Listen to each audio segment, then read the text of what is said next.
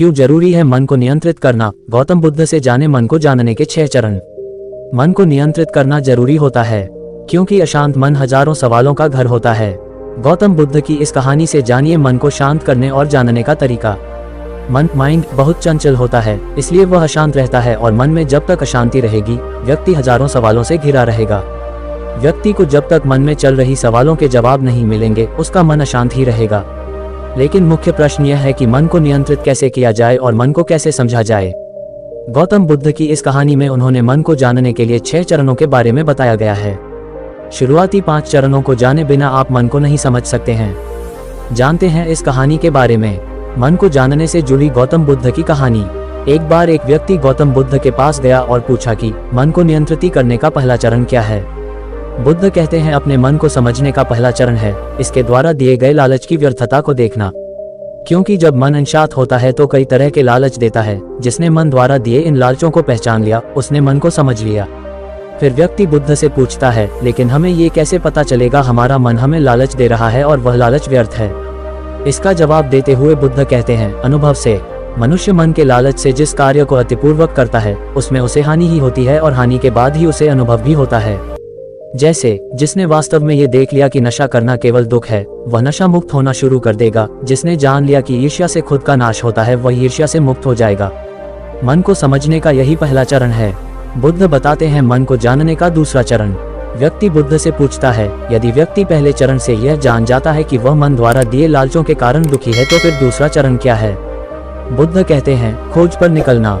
दूसरे चरण के लिए ऐसे व्यक्ति की खोज पर निकलना होगा जो कि पहले ही अपने मन को जान इससे मुक्त हो चुका है, क्योंकि वही तुम्हारा मार्गदर्शन कर पाएगा। बुद्ध बताते हैं मन को जानने का तीसरा।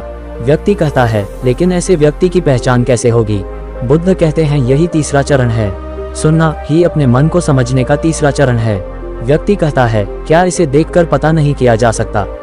बुद्ध कहते हैं देखने में कोई व्यक्ति बहुत शांत और अच्छा लग सकता है लेकिन उसके मन के भीतर क्या है यह उसके शब्दों से ही पता चलता है। लेकिन किसी की बातों पर तब तक विश्वास नहीं करना चाहिए जब तक कि वह तुम्हारे विवेक की कसौटी पर खरा न उतर जाए। चौथा चरण है कर्म करना।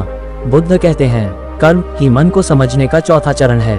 खुद को जानने के लिए सही दिशा में कर्म करना जरूरी है, लेकिन कर्म करते हुए व्यक्ति हर बार 2 गलतियां करता है। पहली गलती है ये कि शुरुआत ही नहीं करना और दूसरी गलती पूरा रास्ता तय नहीं करना। इन दोनों गलतियों के पीछे हमारे मन की ही चाल होती है। व्यक्ति अपने कर्म को पूरा इसलिए नहीं कर पाता क्योंकि वह सोचता है कि मैं कल से शुरुआत करूंगा तो कोई यह सोचता है कि मैं असफल हो जाऊंगा। इन गलतियों का मुख्य कारण है जागरूकता की कमी। इसके बिना मन व्यक्ति को उसके सही दिशा में चलने नहीं देता। मन को जानने का 5वां नियम है जागरूकता। बुद्ध कहते हैं मन को जानने और समझने का 5वां चरण है जागरूकता। इसीलिए हर कार्य को जागरूकता के साथ करो। बिना जागरूकता के साथ किया गया कार्य या फिर जिया गया क्षण मृत्यु के समान है। व्यक्ति बुद्ध से पूछता है अपने जागरूकता के स्तर को कैसे बढ़ाया जा सकता है। बुद्ध कहते हैं ध्यान से। ध्यान ही मन को जानने, समझने और नियंत्रित करने का अंतिम चरण है। यानी ध्यान ही वह नाव है जिस पर बैठ मन रूपी नदी को पार किया जा सकता है। जिस व्यक्ति ने इन शुरुआती 5 चरणों से ध्यान को जान लिया उसने अपने मन को जान लिया।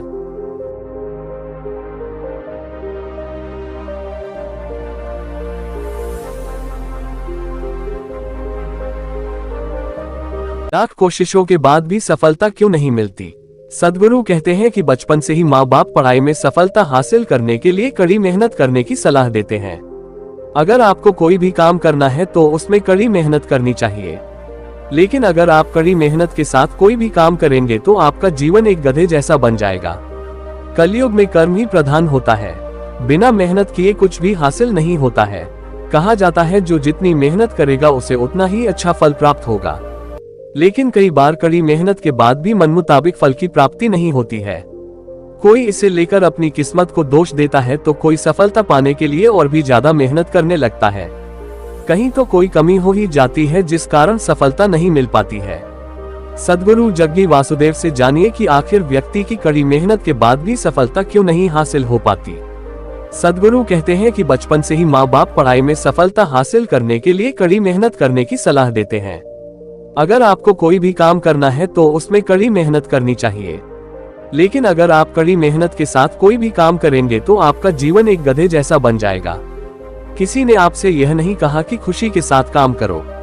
किसी ने ये भी नहीं कहा कि किसी भी काम को प्यार से करो। बस लोग अक्सर यह कहते हैं कि कड़ी मेहनत करो। उन्होंने ऐसा करके अपना जीवन तो कठिन बना ही लिया है और अब वह आपका जीवन भी कठिन बनाना चाहते हैं। अगर आपको किसी काम को करने में मेहनत लग रही है तो उस काम को छोड़ देना ही अच्छा है, बल्कि उस काम को करें जिसे करने में आपको मजा आए। अगर आप काम करते हुए खुद को दुखी कर रहे हैं तो ऐसा काम करने का आपका फायदा ही क्या है। अगर आप दुनिया में दुख फैलाने जा रहे हैं तो बेहतर होगा कि आप कुछ ना करें। अगर संसार में आप खुशी फैलाने जा रहे हैं तो ऐसे काम को करिए। कड़ी मेहनत के साथ जरूरी नहीं है कि हर काम बन जाए। किसी काम को पूरा करने के लिए सही चीजें करनी होंगी। जिन लोगों ने सफलता पाई है जरूरी नहीं है कि उन्होंने कड़ी मेहनत की हो, लेकिन ऐसे लोगों को इस बात की जानकारी थी कि उनके कार्यों के लिए सही चीजें क्या हैं।